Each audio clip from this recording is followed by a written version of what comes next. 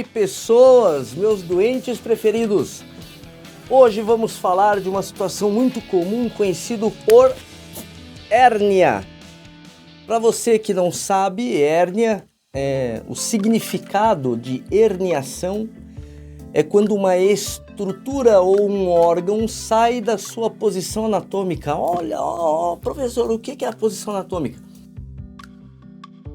Cada órgão tem a sua posição que é verificada na normalidade. Entre uma grande parte da população, essas estruturas ou órgãos estão localizados sempre no mesmo lugar. Quando um órgão sai da sua posição anatômica, a gente fala que é uma hérnia. Só que acontece que eu posso ter herniações em diversos lugares. Então coloquei aqui exemplos das principais hérnias que podem acontecer. Hérnia discal, hérnia inguinal, hérnia umbilical, hérnia epigástrica, hérnia incisional, hérnia de hiato. Muita hérnia. Mas se você é uma das pessoas que está com uma hérnia, seja ela qual for, de disco, inguinal, umbilical, a maior característica de uma hérnia é o desconforto, já que a estrutura ela invade uma outra região e provoca uma compressão nessa região e obviamente que você vai ter a sensibilidade da dor. Mas vamos falar um pouquinho de cada uma para você saber se adequar em cada uma. Então, quando eu falo de uma hérnia de disco, está acontecendo numa estrutura chamada disco intervertebral, que é uma estrutura cartilaginosa presente aí na coluna vertebral, toda a extensão da coluna vertebral, né? Raras exceções do início e do fim. Esta cartilagem na sua região central, ou seja, no seu miolinho, ela tem uma estrutura conhecida como núcleo pulposo, que é uma estrutura gelatinosa. E quando esse disco se rompe, essa área conhecida como núcleo pulposo, ela sai da sua posição do centro do disco e invade uma outra região. Geralmente, como mostra a imagem aqui, né, nas setinhas, geralmente o disco invade a região medular ou a região de meninge, provocando aí dores e desconforto. E pode acontecer, obviamente, em região cervical, em região torácica ou na região lombar, que é bem comum. Uma outra hérnia comum é a hérnia inguinal. A hérnia inguinal, ela acontece na região da virilha. O que acontece ali é que eu tenho algumas estruturas que migram de região pélvica para a região abdominal. E o mais comum acontecer é que uma parte do intestino ocupe uma região onde passam várias estruturas e obviamente que uma das características comuns ali vai ser um edema, um caroço, um inchaço. E o interessante saber é que obviamente que ela pode acontecer tanto do lado direito quanto do lado esquerdo. Mas se você estudar as estruturas anatômicas, você vai ver que o lado direito e o lado esquerdo do corpo, apesar de semelhantes, não são iguais. E uma das situações que a gente visualiza é em relação a uma veia. Por exemplo, a veia chamada testicular ou veia ovárica na mulher, no geral a gente chama de veia gonodal. Do lado esquerdo, essa veia ela vai até a veia renal e só depois ela drena para a veia cava. Do lado direito, essa mesma veia ela vai direto para a chamada veia cava na região do abdômen.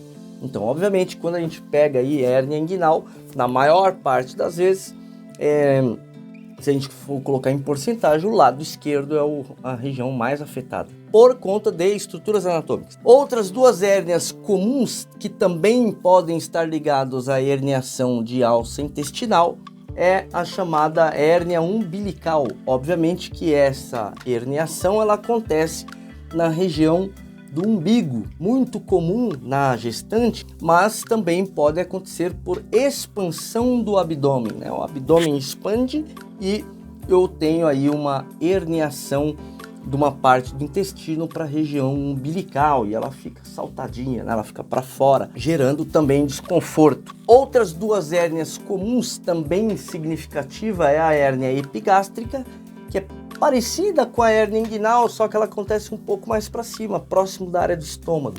Geralmente fica uma região saltada, um caroço também incômodo. Da mesma forma, é uma estrutura que saiu da posição, geralmente a uma parte do intestino. E eu ainda tenho a hérnia incisional. O que acontece aqui é que várias vezes eu tenho algumas situações de incisão, de corte, e eu posso ter a extravasão ou o ocupamento dessa área por alguma estrutura ou algum órgão daquela região, né? Por isso chamado incisional, né? Na área onde foi feita a região da incisão. E por último, a gente tem a chamada hérnia de hiato.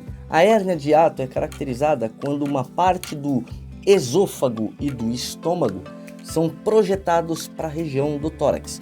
Então eu tenho na região abdominal uma porçãozinha final do esôfago e o estômago. Então, por conta até mesmo de movimentos que acontecem entre os órgãos, ele é tracionado para a região torácica. Geralmente isso leva a pessoa a ter bastante desconforto gástrico, refluxo, dificuldade até para dormir na posição horizontal, deitada, por conta aí de sentir aí um refluxo gastroesofágico. Então é uma hérnia importante também, apesar de não gerar aí aumento, inchaço ou algum edema na região abdominal. Todas elas, todas as hérnias, o principal tratamento, como se trata de uma estrutura que saiu do lugar, o principal tratamento é o cirúrgico. É claro que nós temos graus de problema e muitas vezes uma herniação leve não é o caso ainda de um procedimento cirúrgico, mas toda a herniação ela tende a piorar na maior parte das vezes, e um dos tratamentos é o tratamento cirúrgico, que seria o tratamento mais eficaz para reposicionar essa estrutura no lugar.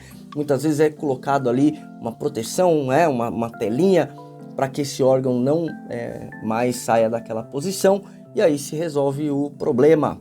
Por que eu tô com uma hérnia? Seja ela qual for, pode ter sido culpa sua? Pode. Muitas hérnias são provocadas por alterações posturais, excesso de peso, não só o seu peso, mas aquele peso que você carrega além, o esforço físico. Você tem característica genética, então você tem várias situações onde a herniação é possível, inclusive a idade. Geralmente o adulto jovem é o mais afetado, apesar da gente ver herniações, obviamente, em mais jovens ou em mais velhos.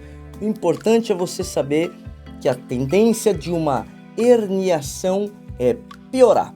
Então, muitas vezes, o controle que se faz ali, tanto de controle de dor ou até mesmo de atividade física para tentar melhorar a situação da hérnia, se ganha tempo, mas obviamente que essa herniação tende a aumentar o seu grau e talvez o recurso melhor numa situação seja o cirúrgico. Então converse com o seu médico, porque possivelmente pode ser a sua alternativa para você se livrar aí desse incômodo, dessa dor.